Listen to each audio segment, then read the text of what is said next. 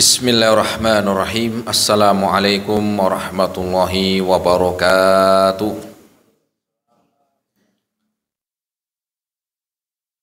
Alhamdulillahi rabbil alamin.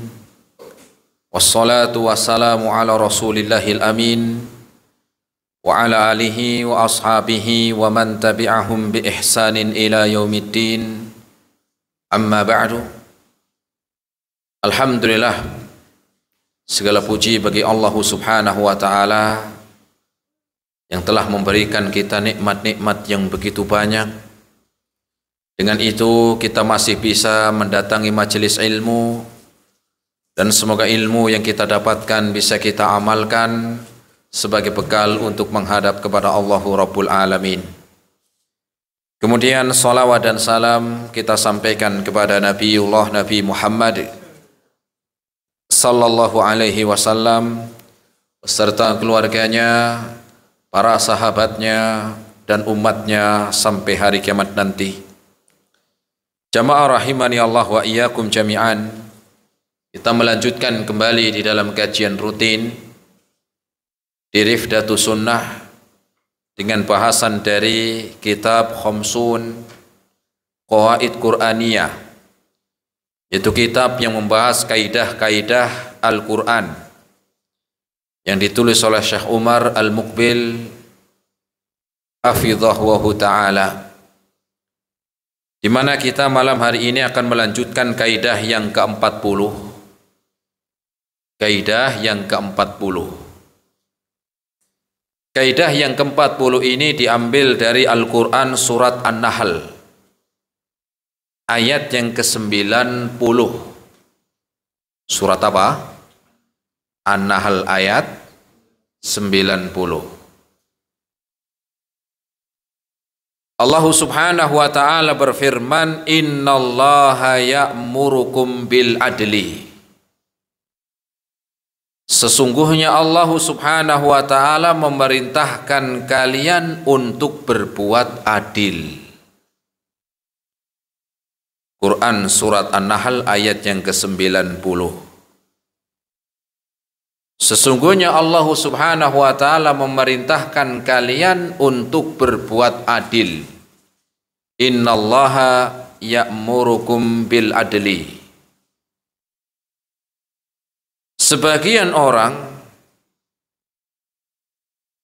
ketika menganggap perbuatan yang adil, sebagian dari mereka menganggap itu adalah dengan sama rata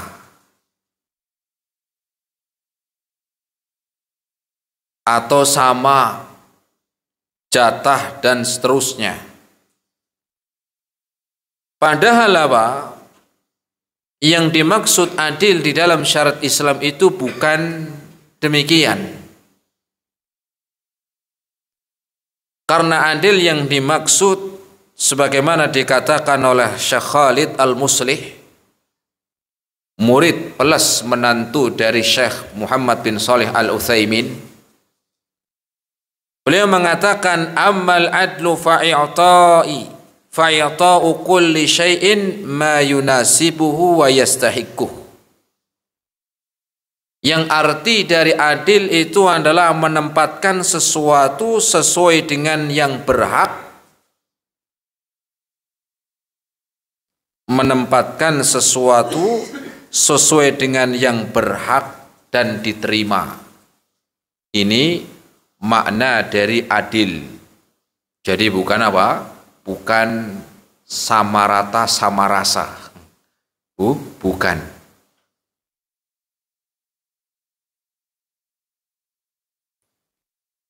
Kenapa demikian? Bahwa adil itu menempatkan sesuatu sesuai dengan yang berhak dan diterima.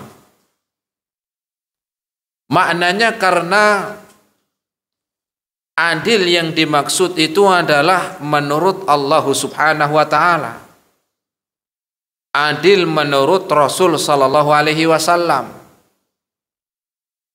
Kenapa? Karena ada sesuatu yang itu aslinya adil dan pasti adil, Karena Allah yang menetapkan, Rasul yang menetapkan, tapi nggak dianggap adil oleh manusia. Atau sebaliknya, yang manusia menganggap itu adil, pas, tetapi menurut Allah dan Rasulnya nggak adil. Lah mana yang kita pakai? Yang kita pakai tentunya keadilan, kemudian apa? Perbuatan adil menurut Allah dan Rasulnya. Kenapa? Pasti benar, pasti adil.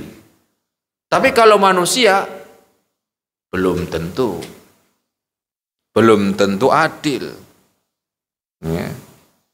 Belum tentu adil kalau manusia, dan banyak nggak adilnya.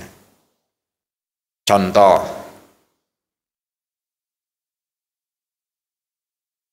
dalam urusan warisan, ketika laki-laki itu dapat 2 bagian, perempuan 1 bagian. Ini menurut sebagian orang nggak adil. Masa laki-laki dapat 2 bagian, yang perempuan 1, nggak adil. Menurut siapa? Manusia. Tetapi menurut Allah Subhanahu wa ta'ala itu pasti adil. Kenapa? Karena Allah yang mengatur, Allah yang menetapkan demikian.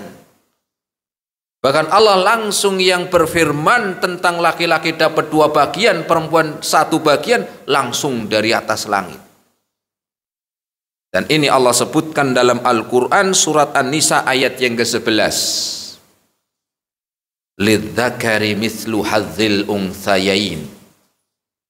Lidzakari mithlu hadzil unthayain.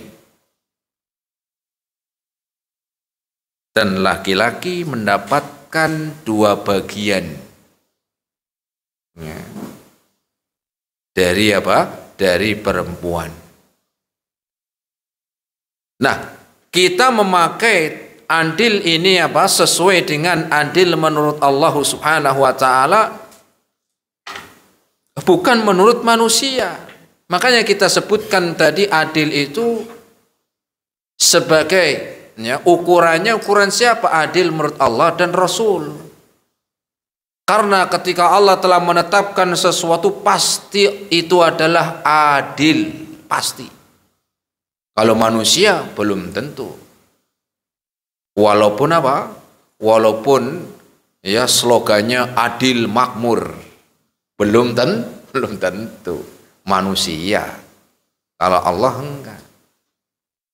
Dan pasti ketika manusia itu menganggap ini enggak adil karena dia enggak nyampe.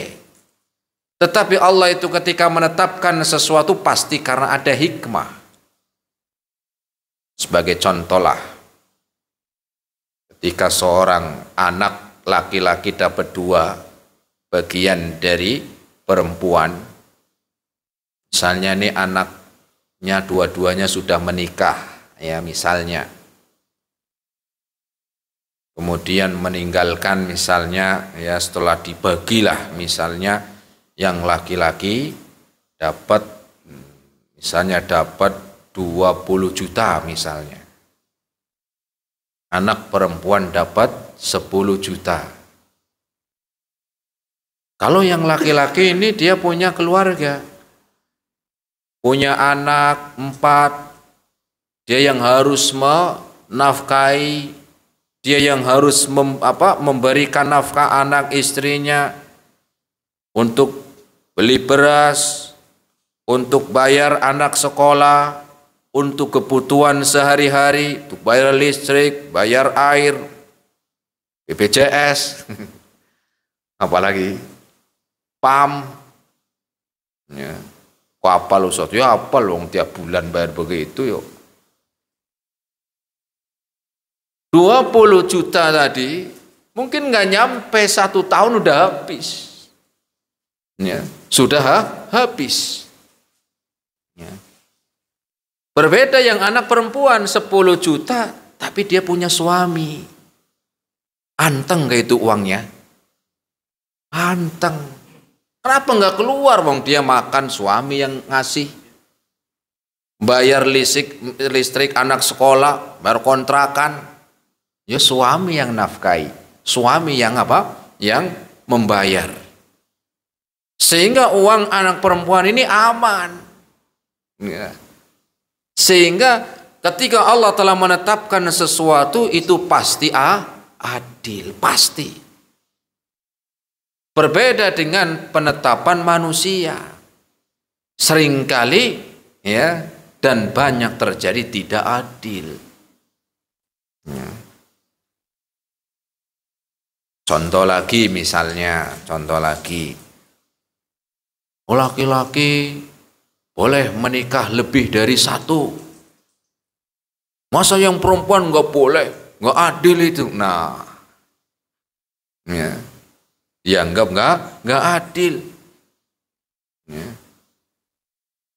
Maka ketika kita melihat demikian yang sebagai ukuran keadilan itu bukan menurut manusia.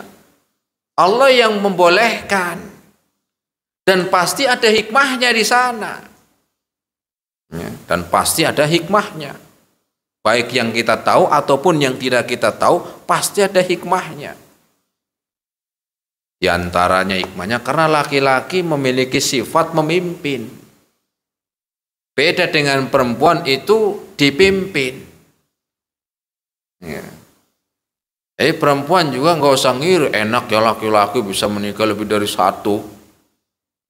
Kalau perempuan nggak boleh, ya karena memang laki-laki memiliki sifat memimpin. Dan Allah langsung yang menyebutkan apa? Dalam Al-Quran, Ar-rijalu qawwamuna 'alan nisa. Dan laki-laki itu adalah sebagai pemimpin untuk wanita. Ya. Bima faddalallahu ba'dahum 'ala ba'din. Dengan apa yang Allah lebihkan atas para laki-laki. Ya. Gak ada halangan. Tuh laki-laki, perempuan banyak halangan. Ya. Halangan hamil, halangan menyusui, halangan yang lain. Laki-laki nggak ada. Kalau jadi pemimpin perempuan repot nanti. Ya. Ini lagi kacau, mana pemimpinnya itu? Disamperin ke rumah.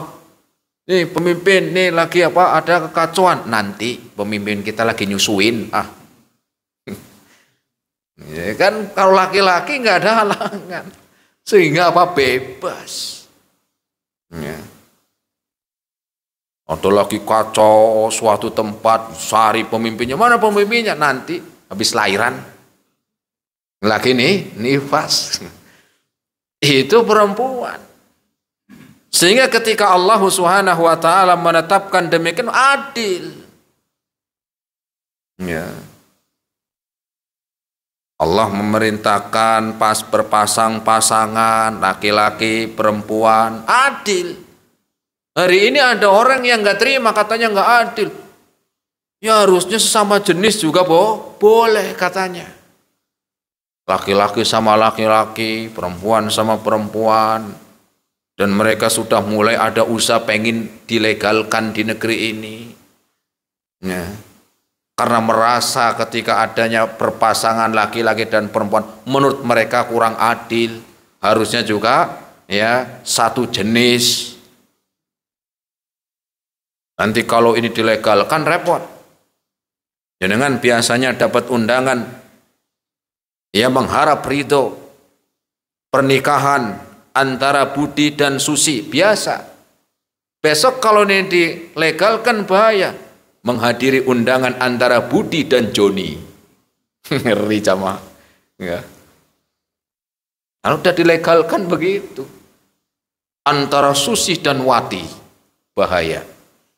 Ya. Dari mana mereka seperti? Karena menganggap aturan Allah itu nggak adil. Ya. Kemudian juga contoh yang lainnya, ya, yang terkadang dianggap oleh manusia itu nggak adil. Misalnya suami wajib menafkahi keluarganya, anak istrinya. Ya, untuk seorang istri nggak wajib memberikan nafkah, bahkan dia yang dinafkahi. Ada para laki-laki yang nggak terima, wah nggak adil itu. Kita kan makannya kan bareng, tinggalnya bareng, kebutuhannya sama. Kenapa yang harus wajib kerja saya? Dia kan juga istri juga sama, ya. Menikmati juga, harusnya dia juga kerja dong, bantuin. Akhirnya disuruh kerja. Ketika sudah disuruh kerja, lama-lama yang kerjanya siapa? Istrinya, karena sudah keenakan. Akhirnya suaminya jadinya kerjanya ternak teri, nganter anak sama istri. Karena Allah yang telah menetapkan bahwa ya laki-laki yang memberikan nafkah, istri enggak. Ya. Maka bentuk yang dianggap oleh manusia tidak adil, tetapi ketika Allah telah menetapkan itu yang paling adil. Ukuran keadilan itu bukan menurut manusia. Karena terkadang menurut manusia itu baik, adil, ternyata tidak menurut syariat. Ya. Jangankan urusan yang kita lihat ditimbang dari Al-Quran dan Sunnah, dalam urusan dunia saja. Punya anak dua, satu TK, satunya SMA. Dikasih sama uang jajannya 10.000, 10.000-an.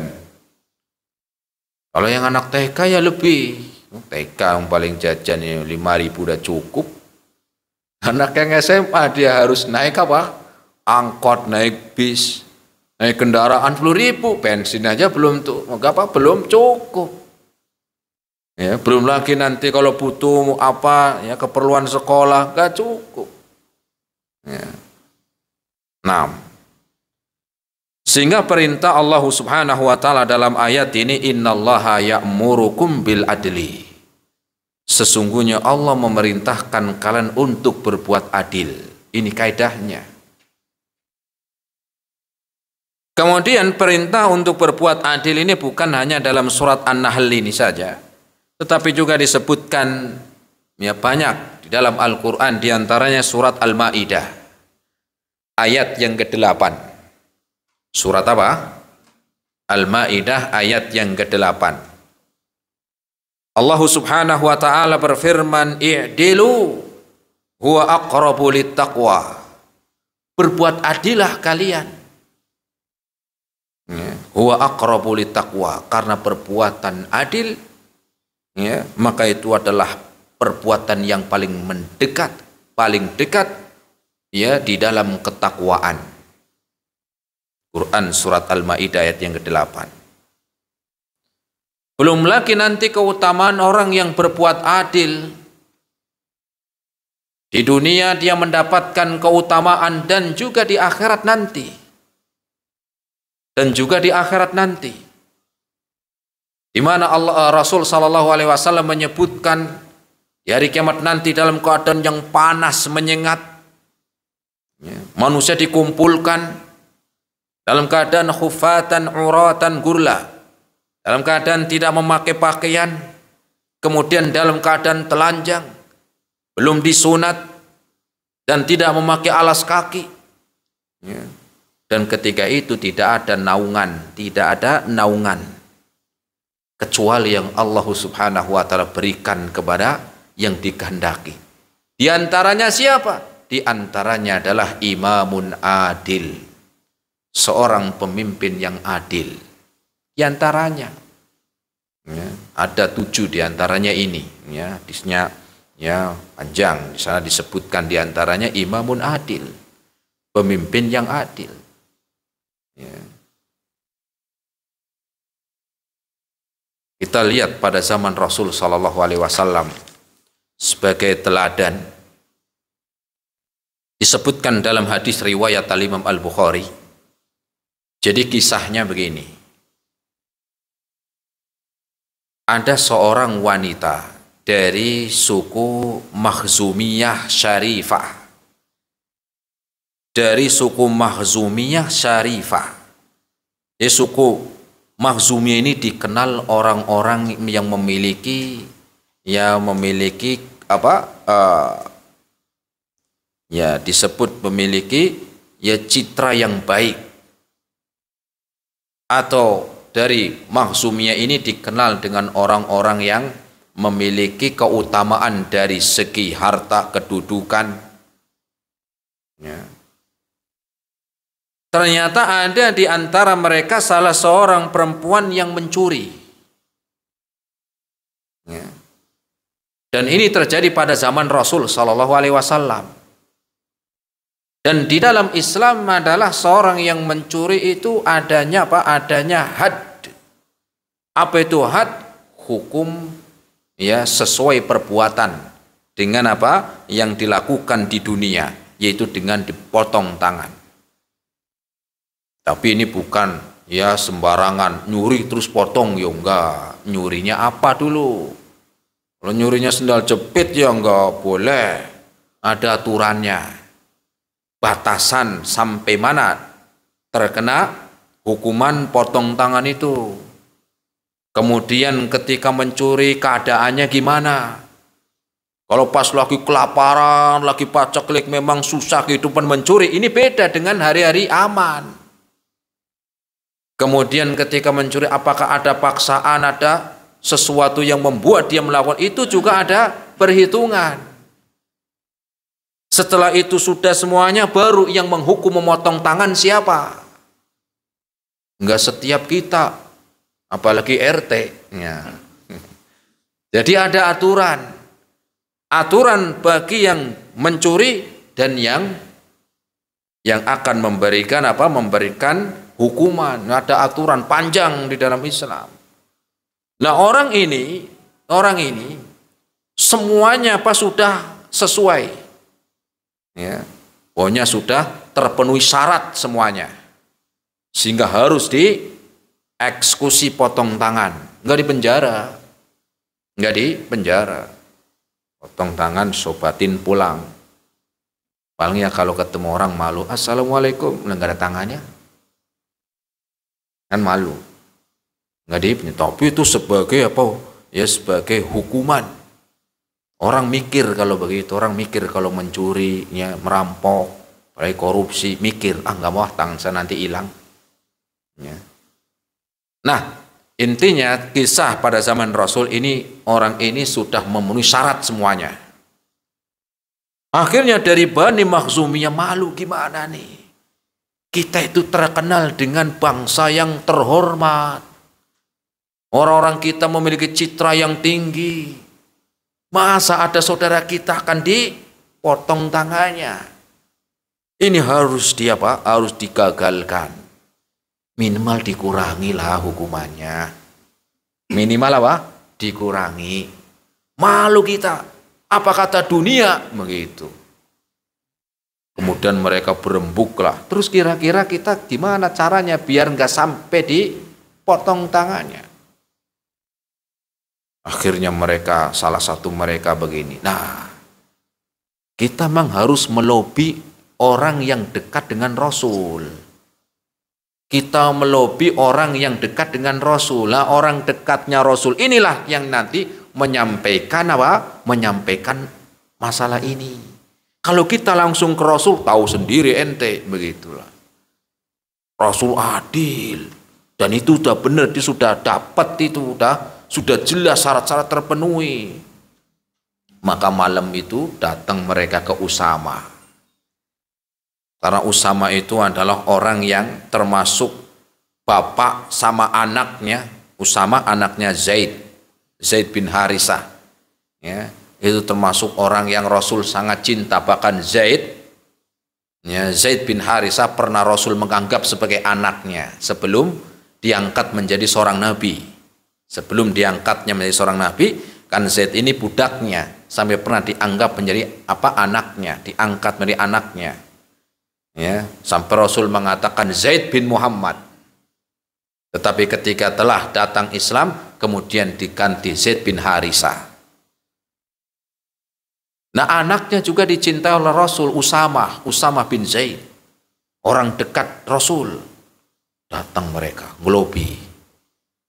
Pokoknya saya nggak mau tawak, ente orang dekatnya. Coba di lobi Rasul, malu kita itu. Pokoknya mereka begitu. Paginya Usama datang ke Rasul. Ya. Wa yuridu Usama ibnu Zaid an yashfa'a fiha. Usama bin Zaid ini pengen memberikan syafaat. Nah begitu. Bantuan. Biar jangan sampai dihukum potong tangan. Maka ketika sudah ngomong ke Rasul, sudah menyampaikan dengan apa? Dengan sesuatu yang dia perintahkan dari Bani Makhzumiyah, maka Rasul sallallahu alaihi wasallam marah, marah. Tegas Rasul marah. Apa kata Rasul? Atasfa'u haddan min hududillah. Yang menentukan hukuman begitu bukan saya. Allah yang menentukan. Apakah engkau ingin menggagalkan sesuatu hukuman yang telah Allah tetapkan? Ya. Itu yang membuat aturan begitu, bukan Allah yang mengatur, yang menetapkan, Allah subhanahu wa ta'ala.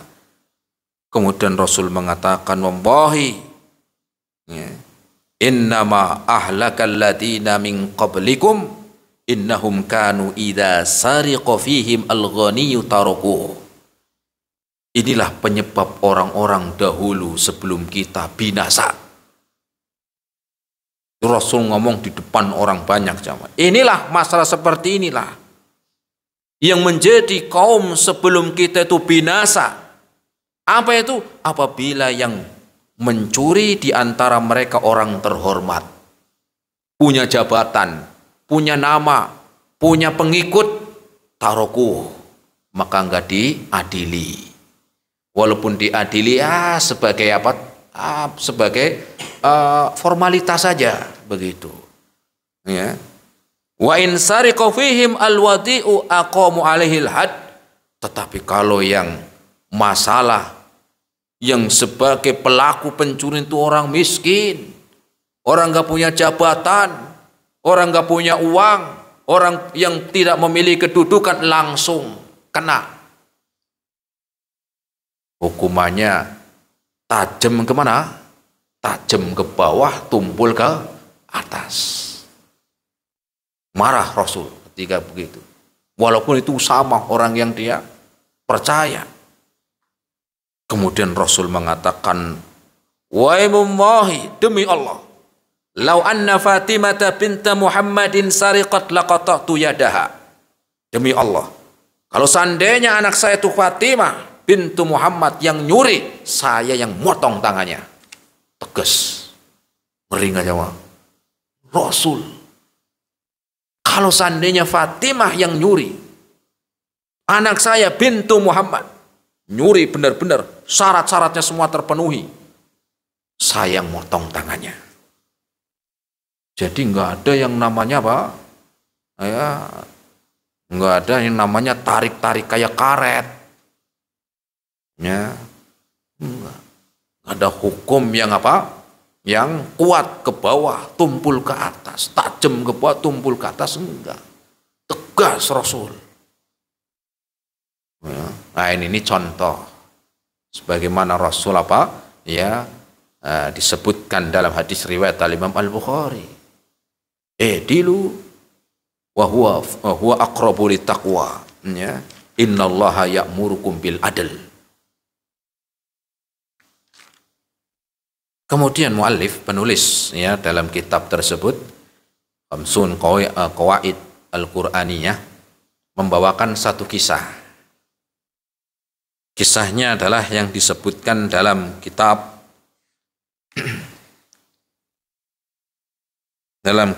Tarikh Ad-Dimashqi ya, yang diriwayatkan dari Ibnu Asakir, kisahnya Ali bin Abi Thalib. Jadi ceritanya begini, cerita lagi ya. Pada zaman Ali bin Abi Thalib, ketika itu Ali bin Abi Thalib berangkat dengan naik kendaraan memakai baju perang. akan berangkat ke daerah yang namanya Siffin. Kemudian karena belum terjadi peperangan, pakaian perangnya Ali bin Abi Thalib, pakaian perang baju besi, itu hanya diikat di belakang kendaraan. Ternyata baju perangnya ini jatuh, begitu. Ya, jatuh. Sampai di tempat tujuan, cari-cari nggak ketemu Ali bin Abi Thalib. Mana ini? Ternyata yang ngelihat jatuhnya pakaiannya Ali bin Abi Thalib, yaitu pakaian perangnya orang Nasrani, gitu. Diambillah pakaian perangnya Amirul Mukminin. Kemudian, mantep ini, saya pakai buat saya. Tahu nggak dia? Tahu punya Ali bin Abi Thalib jatuh, gitu. Maka ketika Ali bin Abi Thalib suatu saat lagi ke pasar, ketemu dengan orang Nasrani ini, ya, di mana dia itu lagi apa? Ya, sedang memakai pakaian perangnya Ali bin Abi Thalib. Maka Ali bin Abi Thalib mengatakan, hadza dir'u dir'i. Ini pakaian perang ini punya saya. Katanya orang Nasrani, jangan ngaku-ngaku ente. Barangan. Amirul Mukminin digituin ya. Amirul Mukminin digituin. Jangan sembarangan ente. Enggak, benar nih punya saya. Waktu berapa hari yang lalu saya itu kehilangan jatuh, tapi saya nggak tahu jatuhnya di mana. Dan saya lihat ini benar punya saya. Enggak. Jangan ngaku-ngaku ente. Ya, akhirnya katanya orang Nasrani, sudah kita ke pengadilan aja. Ya, untuk membuktikan siapa yang punya ini. Katanya Ali bin Abi Thalib, ayo. Ali bin Abi Thalib dengan orang Nasrani ini datanglah ke pengadilan. Dan ketika itu sebagai hakim di pengadilan yang namanya Shuraih, Qadi Shuraih, hakim yang bernama Shuraih. Shuraih ini yang ngangkat Ali bin Abi Thalib karena Amirul Mukminin, pemimpin tertinggi umat Islam, yang nunjuk Shuraih sebagai hakim itu Ali bin Abi Thalib. Bayangkan, baratkan ini mau mengadili atasan, gitu. Sampailah di pengadilan, ya. Sampailah di pengadilan. Ya. Maka Qadi Shuraih, ya, sudah di hadapan Ali bin Abi Thalib, Amirul Mukminin, dengan orang Nasrani tadi. Ketika ditanya, faqala Shuraih ketika ditanyalah Ali bin Abi Thalib, ya Amirul Mukminin, ya, apa yang kau katakan tentang baju perang ini? Katanya Ali bin Abi Thalib, hadza dir'u dir'i, ini pakaian perang punya saya. Lam abi wa lam uhib. Aku nggak pernah jual. Dan saya juga nggak pernah ngasih ke siapa-siapa. Nggak pernah saya buat hadiah ke siapa, belum pernah. Masih saya pakai. Saya jual enggak, saya hadiahkan juga enggak. Begitu. Faqala Shuraih lin Nasrani. Maka hakim Shuraih ini tanya ke orang Nasrani. Ya. Ini kira-kira bawahannya nih, hakim ini bawahannya Ali bin Abi Thalib, berani sama. Mungkin kalau orang sekarang, wah ini harus dimenangkan pimpinan saya. Dia yang jasa sama saya, mengangkat saya jadi hakim. Harus saya menangkan lah, saya hutang budi, kan begitu. Ternyata enggak. Shuraih mengatakan kepada orang Nasrani tadi, mataqulu fima yaqulu Amirul Mukminin. Apa yang engkau jawab, ya, yang telah dikatakan oleh Amirul Mukmin, wahai, ya, kau yang mengaku bahwa itu milik kamu. Apa katanya orang Nasrani tadi? Dia mengatakan madir'u illa dir'i. Pakaian perang dia punya saya. Ya. Wa ma Amirul Mukminina ing tipikatib. Tapi saya enggak nuduh Ali bin Abi Thalib, Amirul Mukminin, saya enggak nuduh dia pendusta, dia bohong, saya enggak nuduh dia dusta. Susah enggak kira-kira? Ya. Pakaian perang ini punya saya, tapi saya nggak ngomong bahwa dia mengatakan ini punya dia, saya nggak ngomong dia dusta. Susah nggak kira-kira ini? Ya. Karena aslinya kan tahu ini punya siapa gitu loh. Ya. Kemudian apa? Faltafata Shuraih ila Ali bin Abi Thalib faqala ya Amirul Mukminin hal min bayyinah. Kemudian Ali bin Abi Thalib bertanya kepada Qadi Shuraih bertanya kepada Amirul Mukminin, "Wahai Amirul Mukminin, buktinya mana? Kalau ini punya apa milikmu? Kalau ini adalah apa kepunyaanmu, buktinya mana?" Berani Qadi Shuraih ini. Ya, luar biasa. Bawahannya dia yang ngangkat Ali bin Abi Thalib, buktinya mana? Ya minimal bon lah begitu mungkin lah ya. Ini punya saya, ini notanya masih ada waktu saya beli. Ya, kalau hari ini bukan begitu. Ada buktinya, surat-suratnya mana kan begitu. Ya. Apa kata Ali bin Abi Thalib? Dia mengatakan Fatohika Ali. Enggak ada, enggak punya bukti. Ali hanya tersenyum. Ya emang nggak ada buktinya. Tapi kalau nggak percaya, saya tanya anak saya, gitu. Kalau nggak percaya, kalau itu punya saya panggil anak saya. Panggillah Hasan. Hasan, punya siapa nih? Oh ya ini punya bapak saya. Tahu bener saya. Naruhnya di mana tahu. Saya anaknya. Katanya Qadi Shuraih, ya namanya anak bela bapak lah, wajar. Atau bapak bela anak, wajar kan begitu, fitrahnya kan begitu ya. Kemudian Shuraih ini nanya ke siapa? Nanya ke orang Nasrani tadi, kamu buktinya mana? Buktinya mana? Pak, namanya buktinya nggak ada, tapi buktinya ini sama saya dari kemarin saya yang make, ya punya saya. Kecuali kalau di luar sana mungkin punya orang, ini yang bawa saya, punya saya, setiap hari yang saya make. Ya punya saya itu buktinya sama saya. Ya, kayak ada orang punya barang di rumah, motor ada di rumah, ya emang punya saya, buktinya di rumah saya. Kecuali kalau di jalan ya nggak tahu punya siapa. Tapi barang yang saya kenakan di pakaian, kenapa saya pakai? Ya punya saya pakai. Apa katanya Qadi Shuraih? Dia mengatakan, ya, dia pun mengatakan apa? Ya, faqadu biha li Nasrani. Saya tetapkan pemenang dalam pengadilan pagi hari ini. Kurang lebih begitu. Yang menang, yang memiliki baju perang ini adalah orang Nasrani ini. Selamat, ketok palu sekalian. Amirul Mukminin dikalahkan. Bayangkan Amirul Mukminin dikalahkan. Yang ngangkat Qadi Shuraih. Ya. Akhirnya orang Nasrani ini mikir ketika jalan mau pulang keluar. Ya, dia mengatakan apa? Fa ama ana fa asyhadu anna hadhihi ahkamal anbiya. Ini hukuman luar biasa, adil benar dia. Ya. Padahal ini benar punyanya Ali bin Abi Thalib, tapi memang ini hukuman ya, dia memutuskan dengan adil sesuai dengan apa? Sesuai dengan bukti. Ya. Maka sebagaimana para nabi terdahulu mereka menegakkan keadilan, maka dia pun apa? Tersentuh hatinya. Saya ini bukan orang Muslim. Saya ini orang Nasrani. Dan lawan saya Amirul Mukminin. Bahkan yang menjadi hakim itu bawahannya yang angkat Ali. Tapi dikalahkan Ali bin Abi Thalib. Ya. Akhirnya balik lagi jamaah.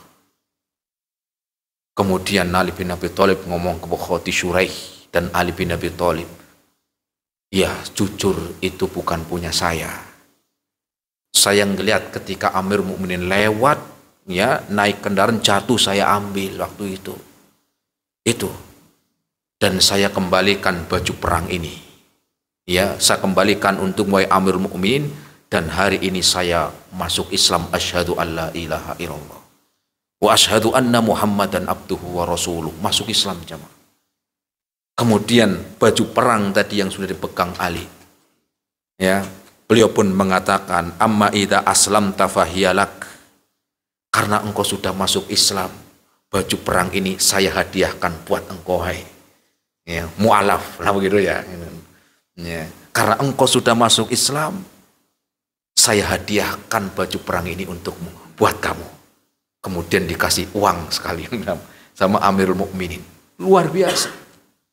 Ya. Akhirnya dia apa? Ya, pulang dan menjadi orang soleh. Ini orang Nasrani setelah masuk Islam. Ketika melihat keadilan di dalam Islam, luar biasa. Ya. Bahkan menjadi pasukannya Ali bin Abi Thalib nantinya. Menjadi pasukan setianya Ali bin Abi Thalib dalam berjihad. Ya. Luar biasa. Keadilan membawa manfaat dan maslahat.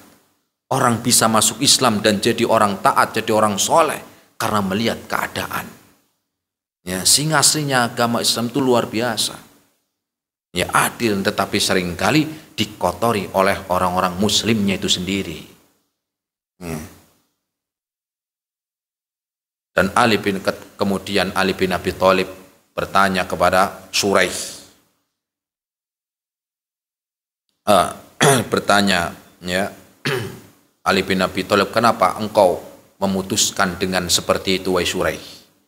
Maka Qadhi Suraih mengatakan, ini adalah sebagaimana engkau wasiatkan kepada saya dulu ketika saya diangkat menjadi seorang hakim.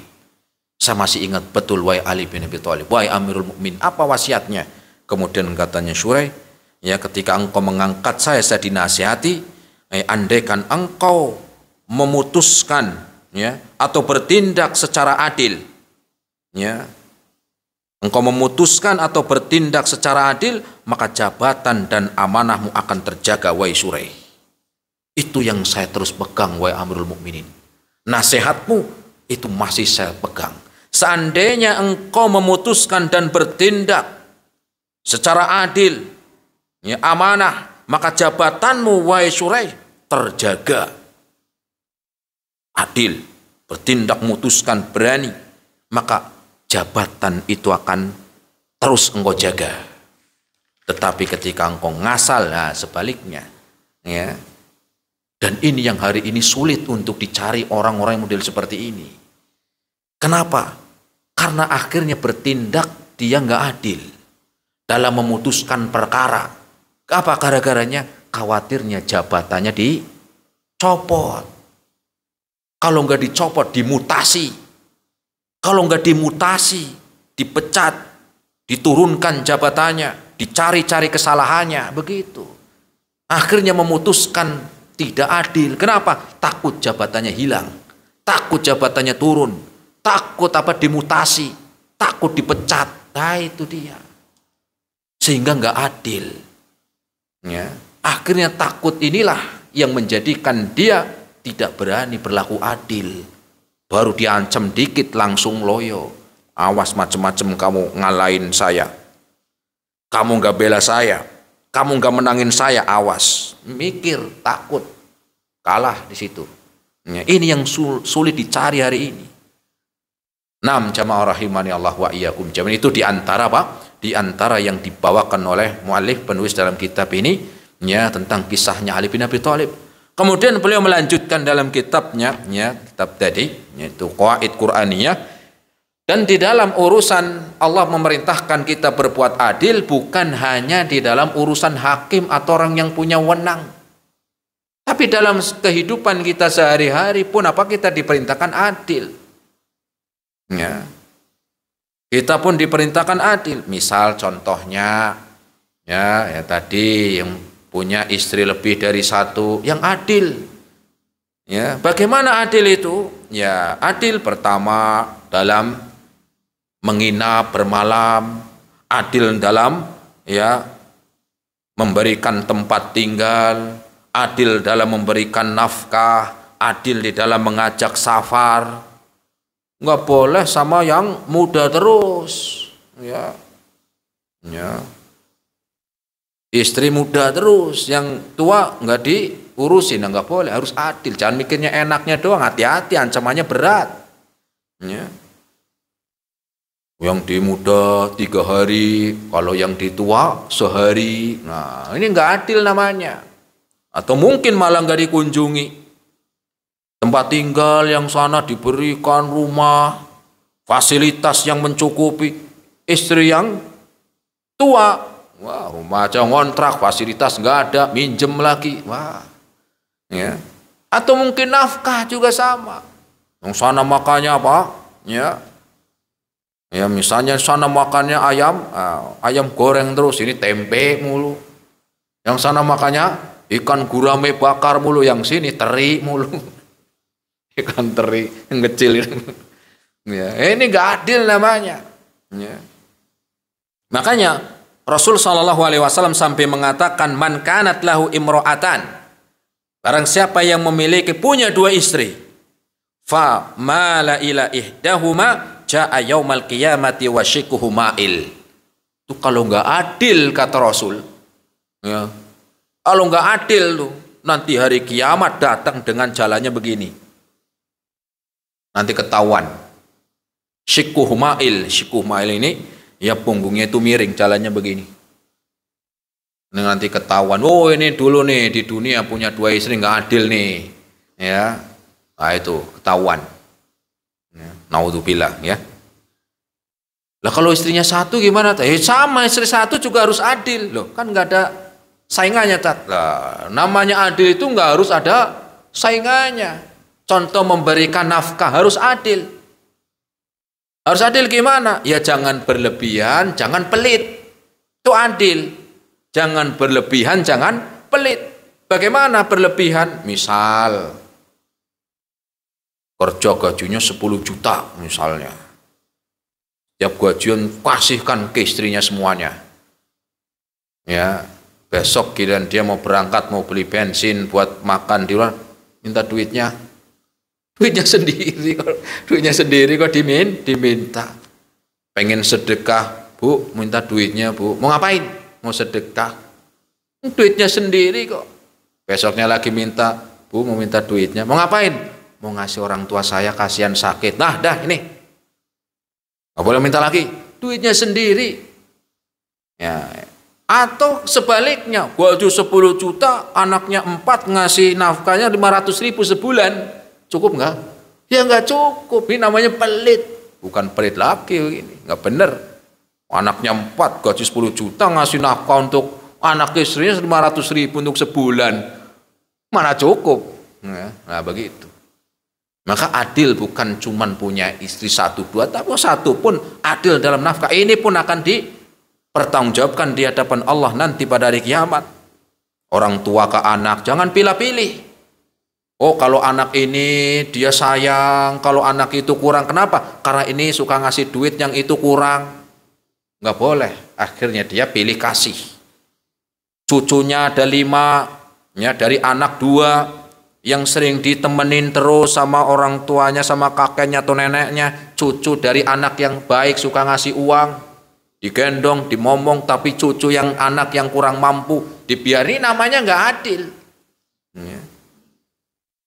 Nah ini diantara ya dalam kehidupan masih banyak sebenarnya contoh-contoh dalam kehidupan ya yang tidak apa, yang tidak ya, yang seringkali tidak adil. Nah ini jamaah rahimani Allah wa iyyakum jami'an yang bisa kita sampaikan ya dalam kajian kita malam hari ini, dalam kajian tentang qawaid Qur'aniyah, yaitu kaidah yang ke-40. Insyaallah taala kita lanjutkan di pertemuan yang akan datang dengan kaidah yang ke-41. Semoga bermanfaat. Terima kasih atas segala perhatiannya. Mohon maaf atas segala kekurangannya. Wassallallahu ala nabiyyina Muhammad wa ala alihi wa ashabihi wa sallama tasliman katsira. Nah, silakan kalau ada yang mau bertanya, barangkali yang bisa saya jawab. Fadhol. Bismillah.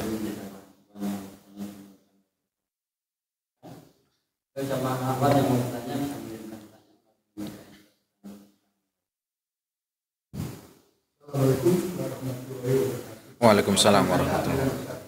Apabila hakim memutuskan salah, tapi betul-betul tidak sadar itu, betul-betul dari pemikirannya, tapi ternyata salah tanpa disadari. Itu dosanya di akhirat atau di dunia atau bagaimana? Terima kasih. Assalamualaikum warahmatullahi wabarakatuh. Waalaikumsalam warahmatullahi wabarakatuh. Yang lain ada lagi?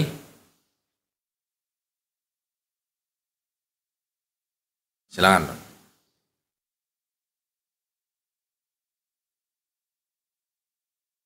Waalaikumsalam warahmatullahi wabarakatuh.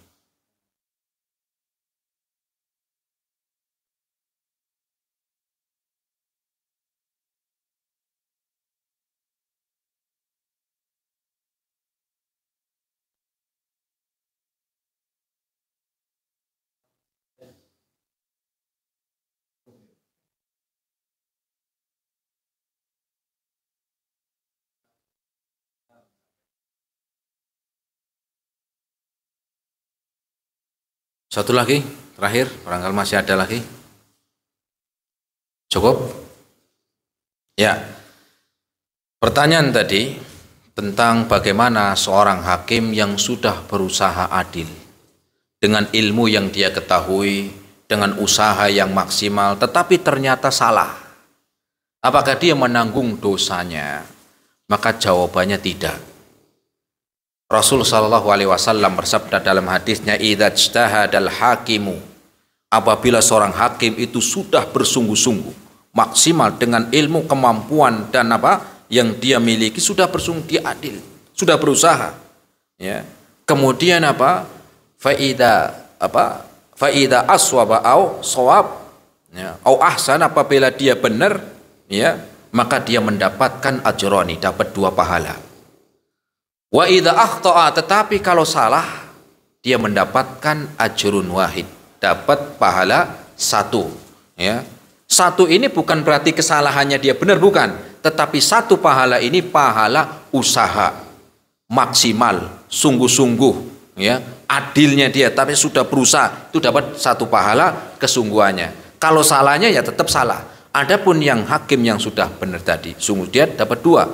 Pertama, kesungguhannya, keduanya dia memutuskan benar, ya. Maka kalau dia memang sudah berusaha, sudah sungguh-sungguh dengan kemampuan ilmu, tenaga, pikiran yang dia miliki, dan dia sudah apa? Sudah berusaha bukan karena ya yang lain, ya, bukan karena urusan dunia, ya, atau bukan apa karena yang lainnya, maka tidak menanggung dosanya. Tidak menanggung dosanya, ya. Sehingga harusnya memang berani gitu loh. Harusnya berani, karena ini ya tuntutannya hari kiamat besar. Jangan cuman berani, ya, bukan cuman maju tak gentar membela yang bayar, bukan. Nah, itu. Kalau ternyata memutuskan, tapi ya karena ketakutan tadi sehingga memutuskan, karena ada tekanan dari yang ya itu bisa mendapatkan mendapatkan sesuai yang dia hukumkan, yang dia putuskan. Berbeda kalau memang dia sudah yang tadi yang pertama. Tapi kalau dia tadi karena urusan yang lain, karena takut, karena tadi ancaman, karena takut diturunkan, takut dimutasi, macam-macam lah, ya. Maka bukan yang pertama, ya. Maka dia tetap mendapatkan dosanya, ya. Naudzubillah. Maka itu. Ya. Nah, kemudian tadi yang kedua, bagaimana kita bersikap adil kepada anak-anak kita. Karena kadang-kadang kita ada kecenderungan, maka kecenderungan ini ada yang memang tidak bisa dirubah, dan itu dibolehkan dalam cinta, ya. Semua anaknya itu pasti namanya orang tua sayang, tapi ada yang dalam hati itu lebih daripada yang lain. Misal anaknya 4, ada salah satu yang dia cintai, ya, ini nggak bisa. Walaupun bukan berarti dia ketika yang lainnya kurang terus dia nggak adil, nggak. Ini dalam urusan cintanya. Tapi dalam memberikan yang lain, maka dia, ya, misalnya ya, anak ini biasa kalau orang tua mau berangkat, dia anaknya ini dipeluk, dia dicium, maka nggak boleh 1 doang, maka semuanya. Ya, maka semua ini contoh. Atau di dalam memberikan pendidikan, ya, maka berusaha memberikan yang terbaik. Adapun cinta ini memang nggak bisa. Kayak orang misalnya kan Rasul juga menyebutkan tentang cinta. Rasul punya banyak istri, tapi ada salah satu istri yang paling dicintai. Tapi bukan berarti Rasul akhirnya nggak adil kepada yang lain, nggak. Karena kecintaan itu beda. Kita nggak bisa, itu sudah di luar kemampuan kita. Karena itu sudah sudah ada fitrah, ya, nggak bisa dirubah begitu. Tapi dalam segi misalnya memberikan nafkah, memberikan pendidikan, ini kan bisa diusahakan. Ini bisa diusahakan. Berbeda ketika dalam urusan cinta. Allahu a'lam. Nah, itu mungkin yang bisa saya jawab. Semoga bermanfaat. Terima kasih atas segala perhatiannya. Mohon maaf atas segala kekurangannya. Kita akhiri subhanakallahumma bihamdika asyhadu an la ilaha illa anta astaghfiruka wa atubu ilaik. Assalamualaikum warahmatullahi wabarakatuh.